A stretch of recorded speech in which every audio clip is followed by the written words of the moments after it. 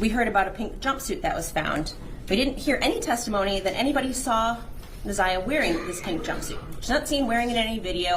I don't believe that anybody even identified it as being hers. I don't believe there was any testimony from either Annette Harris or Shannon Harris stating, yes, we recognize that pink jumpsuit, that's something that Naziah wears. When did she have it? There was one blood stain on that jumpsuit. And the testimony from the forensic analyst, Rion Green, was that it was such a small stain that she was afraid she would consume it if she did additional testing. She tested it once and couldn't do any follow-up testing or confirmatory testing because she was afraid they were going to consume the sample.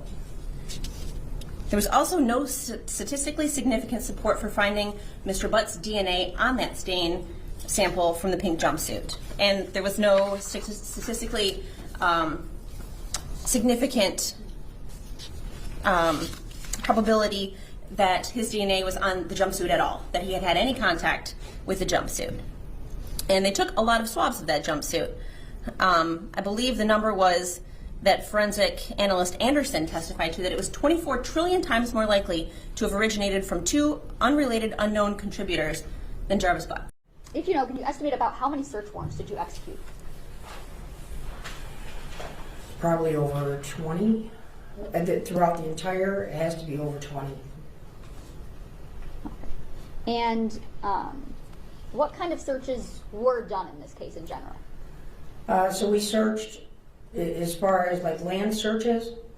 All kinds. All kinds.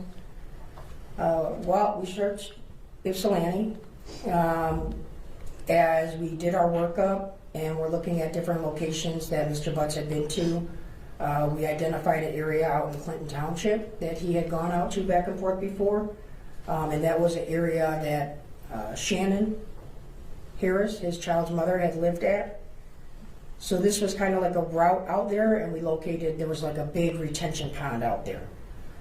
So that was another place that we had dive teams come out. We had the helicopter, the cadaver dogs, and we searched out in Clinton Township. As we start breaking down the phone, mapping a little bit more on Mr. Butt's phone, it kind of led us to 7 Mile and Berg. And what's out in 7 Mile and Berg? So 7 Mile and Berg, there is a vacant parking lot on the southwest corner. It used to be a golf course. So the entire south side of 7 Mile, from Berg and then heading back east, used to be a golf course, which is now shut down. And then on the other side of Berg, there's a parking lot where it has like a vacant building, which used to be the clubhouse for the golf club. And then right behind that parking lot is the Rouge River. And when's the first time that you get out to 7 Mile and Berg? We went out once. It was probably maybe a couple weeks later that we went out there. We went out there once, and I remember it had snowed. So when we went out there, it wasn't as easy to search. We're kind of looking if somebody was just placed out there or if something was easily identifiable, but because of the snow, we knew that we were going to have to come back again once that melted because it'd be easier to see underneath. Okay. And so do you go out there again? Yeah, we've been out there multiple times. I've probably been out there 7, 8 times, all with various dive teams. We searched the complete river from 8 Mile all the way down past 96 on foot with cadaver dogs, in boats, in the water. There's several log jams. We had state police actually had their helicopter fly the entire route so we could GPS all the log jams. We had to coordinate with specialized teams to come in to help cut these log jams apart, which go throughout the river. And then throughout the season, obviously we had some rain, so the water goes up and down, which now brings the debris onto the land, so you have to actually search the land a couple hundred feet in some places that the water has pulled debris.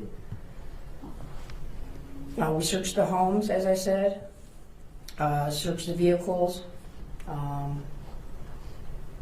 All right. So, when you're out there at 7 Mile and Berg, do you have an idea of what you're looking for? Yes. Okay. And what was the idea of what you're looking for? So initially when we were out there, again, we had the clothing description. We had the picture of her that she had sent that night, or that day that she went missing on the 9th. So we were looking for the black hoodie. We were looking for, again, initially we were told blue and white gym shoes. Now, is there a time where that changes? Yes. Okay, and what is it that makes that change? So as we go out to areas and search, when we leave, a lot of times large community groups may go out there, right? And they saw that we were at 7 and Berg, and I know people come out there to help. There was a group that had been out there and they were recording, and they saw a pair of Nike shoes, which were the red and black. We were alerted of those on our initial search. It's documented in our river search report. But because we weren't focused on the red and black, and we were looking for blue and white Nike shoes, we left them there, but we did GPS the coordinates. Stop you right there. That would have been Border Patrol Agent Wyatt Barnes. Yes. Okay, you heard his testimony. Yes. All right. So continue. Yeah. So on our initial search, we knew they were out there. The pink hoodie was identified, but we didn't collect them because, again, we didn't have anything about a pink hoodie or a pink onesie, and the shoes weren't matching. And there's a lot of clothing out there. There's a lot of shoes out there. There's people's clothes. There's all type of debris. So I can't collect every single piece of clothing and article that we find. Later, I get the information that as the search team is out there, they had called 911 because they saw these shoes. And they posted a picture of these shoes somewhere or sent it to Naziah's brother. Naziah's brother then reached out to me, and he sent me a picture of Naziah wearing the black and white Nike shoes. Okay. Once I saw she had the exact same shoes on that are depicted, that were described out there, I knew immediately where to go. I gathered a couple members of my team, and we immediately went back out to where the shoes were GPS located and recovered the shoes. As we were there, that's when we found the black hoodie and then the pink jumpsuit that had been laid out by Agent Wyatt. Okay. Now, as it relates to those red and black Nike shoes, you had a photo that they were associated with Naziah in some way. Did you ever end up asking Annette to see if those shoes were still in Naziah's possessions? Yes. Okay. And did you ever end up recovering those pairs from Annette? No. So, after you recover the pink jumpsuit, the black hoodie, the shoes, what do you do with them? Those are all, well, the evidence